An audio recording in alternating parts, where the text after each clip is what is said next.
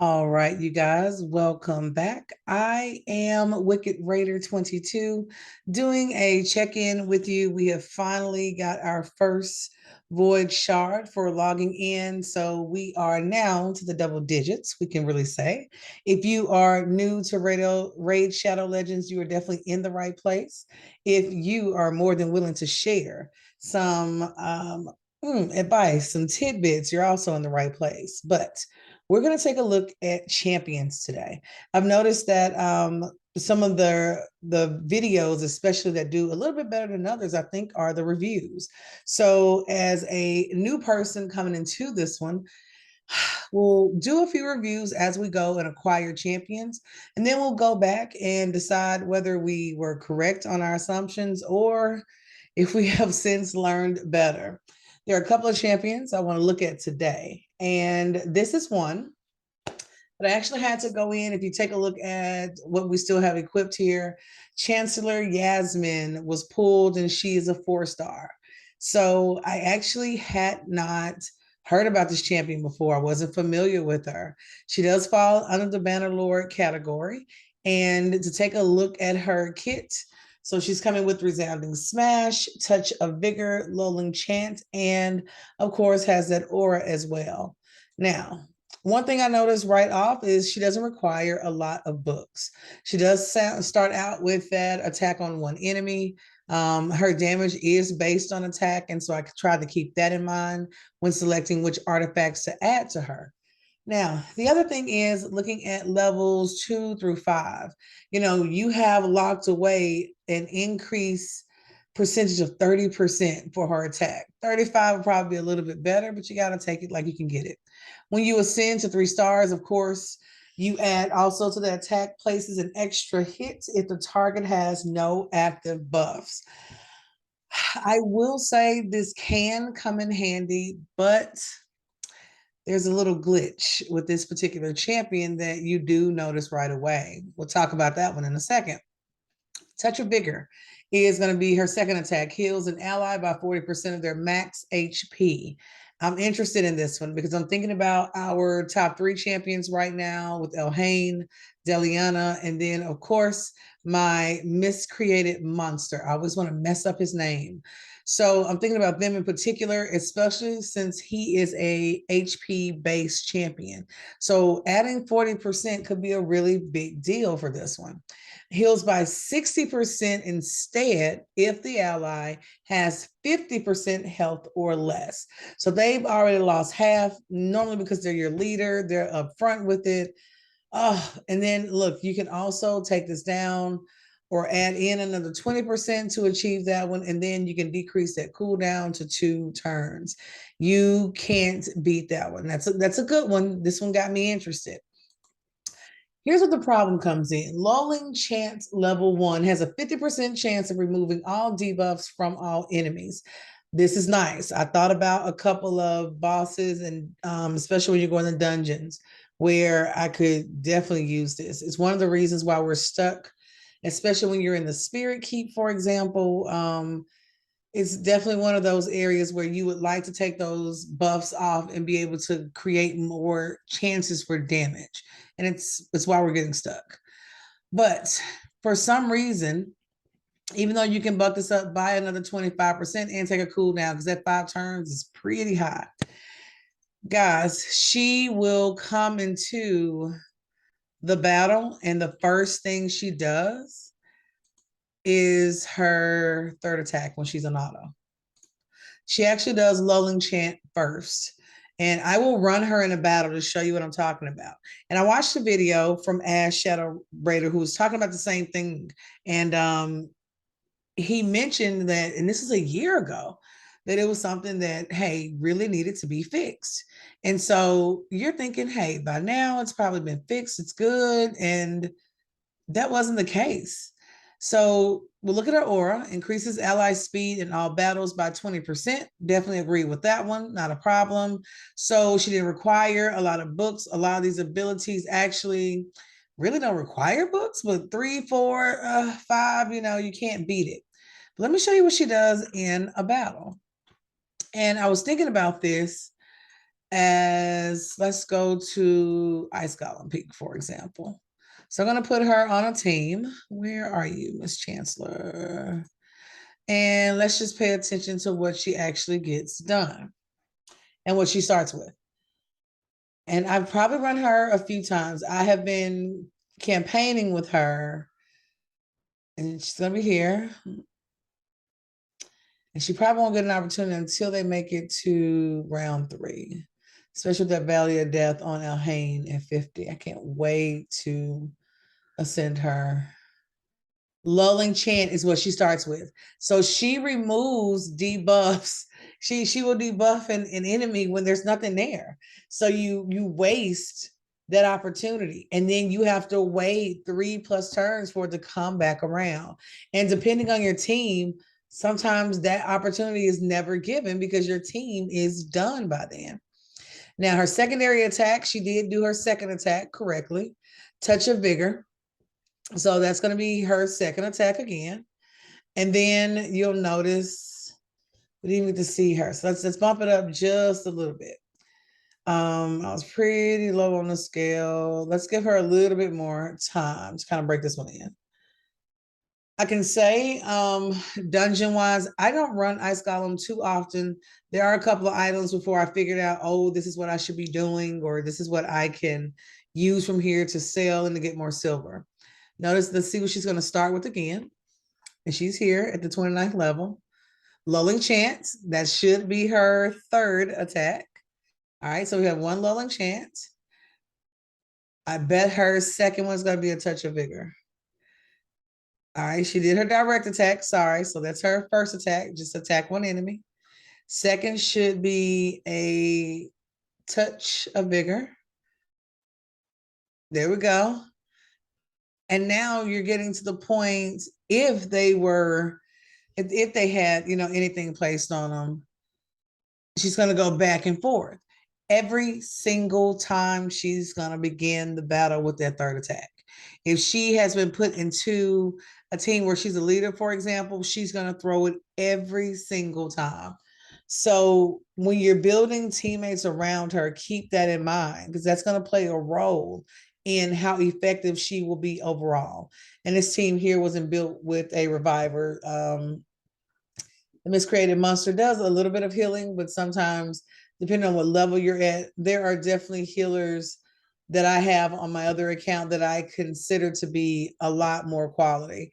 Dur is one that comes to mind. That reviver is currently one of my favorites. Above Doom Priest, to be honest, I've added stars and ascended Doom Priest pretty far. I wasn't impressed with the outcome. And if you notice here, you're starting to get those hero coins. These will allow you guys, if you haven't been checking up on your events, it'll allow you to go in and get some really cool prizes, and we'll take a look at that matrix as well. So that's one of the champions that I pulled, because as you guys can kind of look over and see, I ended up using quite a few shards because I was trying to upgrade some champions. In that process, of course, you need to use those green shards because, hey, you need the food. And so I had an opportunity with multi-battles to run maybe 100 battles or so, back to back to back. That was really helpful. And I've also gotten a lot better about queuing the next champion to go in. And I usually start with my lower stars going back toward my current 5 stars. That way I can max out those 1-star champions a lot quicker without slowing down the team overall. I do want to add an amulet. I would love to add a banner as well. It's just not something for high elves I have achieved. So we've done really good with her stats, I think, overall. I do want to take a look at where we can improve. I know a lot of people talk about speed. We really got to increase this. Speed in most dungeons, they love to have it 200 or better. I've heard, quite a bit about that. And I know it does increase as you move up and upgraded star-wise, but I have made it to getting to level 12 with all of her. Silver is the name of the game for us right now. We want to do some dungeons and see, can we get some high elf and demon spawn items as well. So those are 2 areas. Now, here's another champion that was pulled, and Templar is another one. This is a champion, actually. I've heard people go back and forth on Templar. I've been told he is a defense champion, part of the Sacred Order, that he can be extremely helpful in the beginner game when it comes to protecting, of course, that other player. So let's say we have someone who's a little bit easier to kill, like someone like War Maiden comes to mind for a lot of reasons. A lot of people love War Maiden. She does a lot of things. I'm building her out currently in my other attack. I'm trying to see the beauty in it. I know she does remove or she will debuff opponents, which is pretty awesome.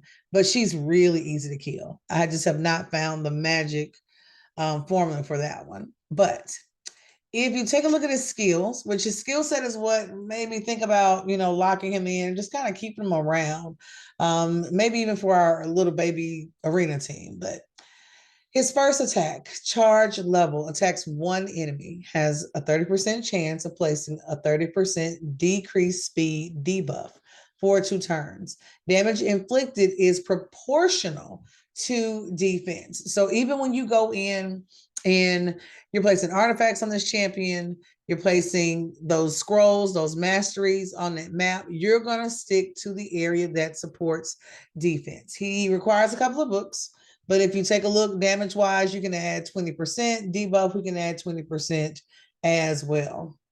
He has taunt, attacks 4 times at random. Each hit has a 25% chance of placing a provoke debuff for 1 turn.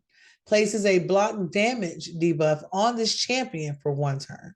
Damage inflicted is proportional to his defense, always coming back to the power of this champion's defense. We have Contempt, which is his passive, attacks with this champion's default skill whenever an enemy places a debuff on this champion. So when they throw something at you, then that's going to be your response. And of course, he has an aura. Increases ally resist in arena battles by 50.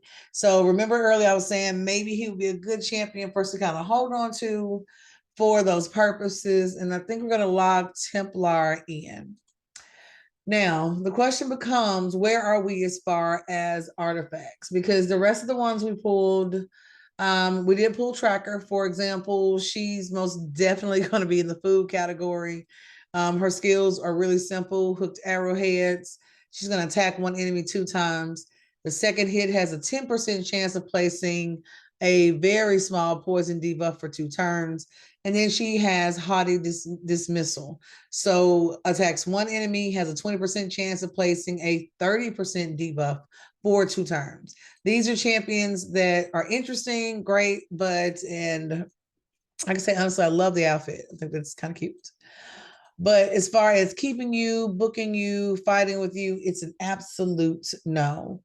Another champion that came out that I've got to do some more research. This tribe in particular, there are a couple of Organ that or Ogren, that's where we go, Ogren, that are, worthy to be kept because of the amount of damage they're throwing out. But Obeard is not one of them. He just attacks one enemy, has a 25% chance of placing a 25% debuff for 2 turns. He is attack based, of course, and then attacks one enemy, has a 50% chance of placing a leech debuff for 2 turns, damage based on attack. Now, here's something. I was looking at another creator who was talking about always keep at least 1 copy of every champion. Because what happens when you get into fusions, you realize you've been pulling this champion all this time, but you didn't keep a copy of them. And so I'm like, okay.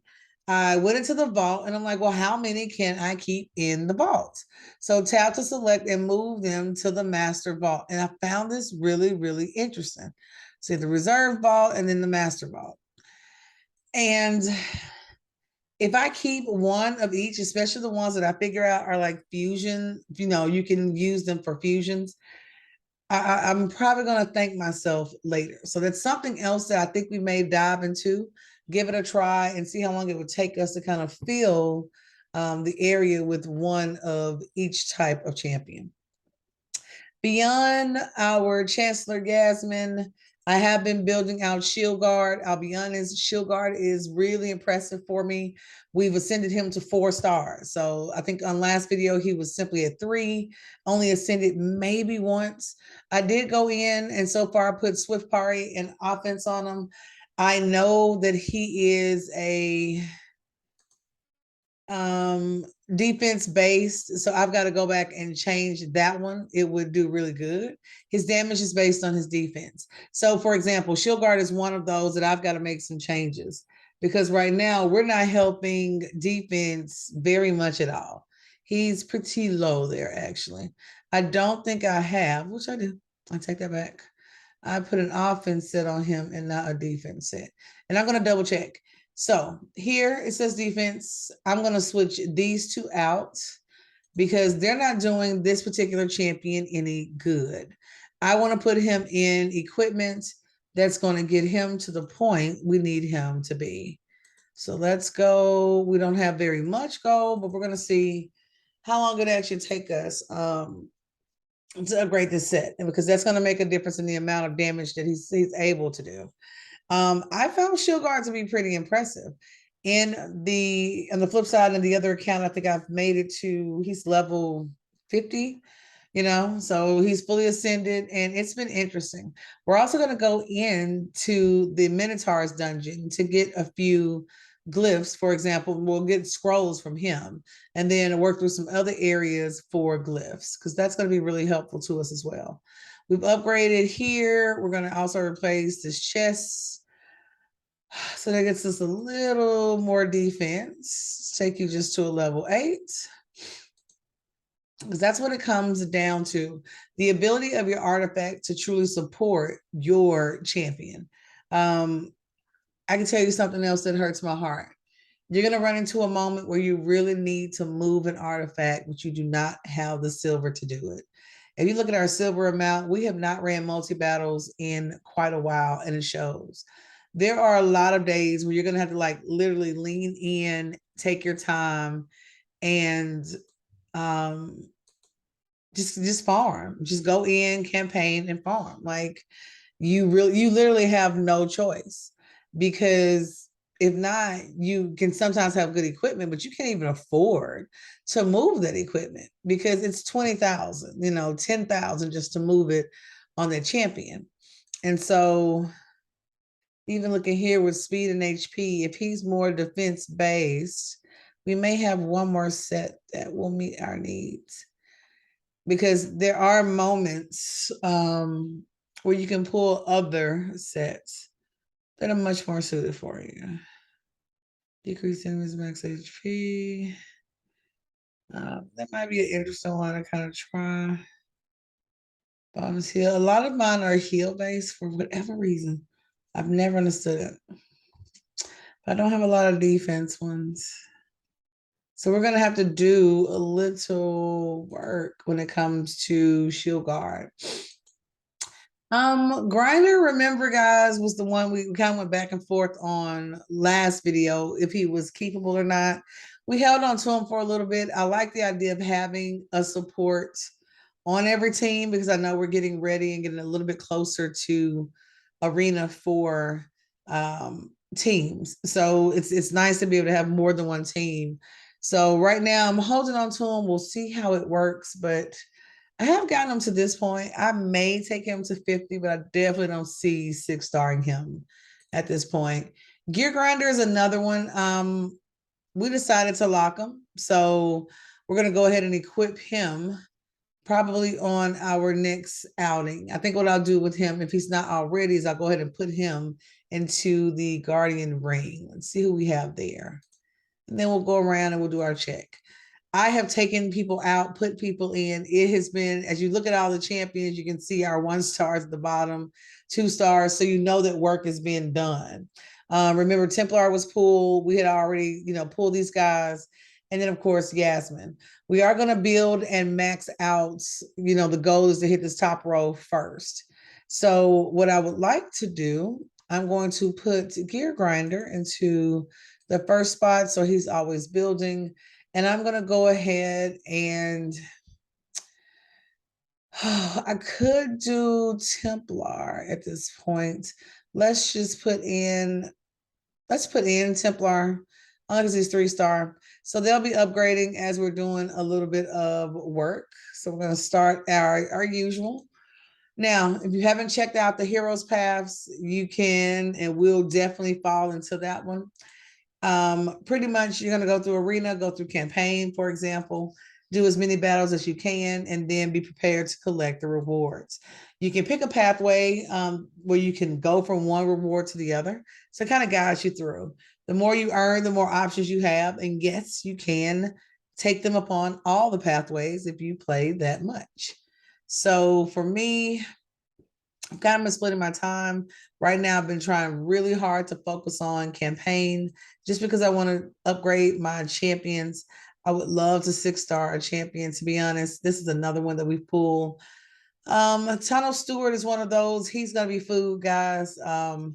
One of our 2-skill champions, so attacks one enemy, has a 25% chance of placing a 2.5% debuff for 2 turns. And he is, of course, attack based. I'm kind of impressed by the number of books they want you to add to a champion that sits at this status, especially here. Second attack was intensified. So attacks one enemy has a 50% chance of increasing the duration of 2 random debuffs on the target by 1 turn. And of course, once again, it's attack base. I mean, he doesn't start with bad HP. I will say that across the board for a lot of dwarves. The thing is, they can be hard hitting, but they do not take the smack back as well. And so that's been one of my areas. Most people don't pick a lot of elves, dwarves to be on their team. Like they're not always the most impressive. Sad to say. So I'm hoping we can run in and figure out exactly what's available, but we'll definitely see. We've got some info here in Clan Boss for us. We did really good the other day. Oh, we're still sitting in first place. If I can add to this one, hubba hubba. Yes, I will. Oh, I just threw a whole hubba. All right, 13,000 isn't bad. We're still sitting at 3.4 with 2 keys. We are not going to resist this one at all. Let's see. Could she do more damage? Yeah, maybe, but I'm really tempted to take you out and put Shieldguard in. Let's go with both. Let's see which one does better. So we're going to see the impact of Rotten Mage compared to the impact of adding Shieldguard. I think we're on hard level for this particular one. Remember, when you are doing clan boss, you're always keeping an eye on total damage that's being dealt. And of course, boss count, boss turn count here in your corner. It's some people are concerned about their amount of time. They're trying to be as efficient as possible. But for me, it's all about how much total damage and how many turns I was able to withstand. Now, if you go to your clan quest, you will figure out. So click on clans at the bottom of the screen. You're going to look at that left menu, and I think it's the second one from the bottom. You can sign up or assign a clan quest to you. And remember, once you pick that clan quest, no one else in the clan can do it. So once you select that you want to do that particular quest, there is a quest that if you can survive 19 turns or more with the boss on normal, then you would get 100 coins. And then those coins, of course, can be used in the bazaar. So there are a lot of ways for you to kind of get what you want and piece together the team that you're looking for. But there are also a lot of limitations that are involved with it. I can think of a couple of nukers that I would love to have on this team that I have on other accounts, but I'm not sure as to how long it's going to take me to be able to achieve that, only because of the pace that we're going and the way we're logging in. But as you're going through your champions, let me know which champion right now is doing the best for you, which champion is really coming through it. And of course, what do you have them equipped with as far as artifacts go? I'm going to finish up this battle. If you have not done so, go ahead and subscribe, guys. I do appreciate you making it this far in the video. And boom, made it up to 318 as far as damage that's available. So I'm going to finish up here, do a little bit of campaigning since that will earn me some of my event tokens that are needed to get prizes, and we'll see how it goes. Make sure you're logging in. Be prepared to talk about your champions. I am Wicked Raider 22, and I'll talk to you soon.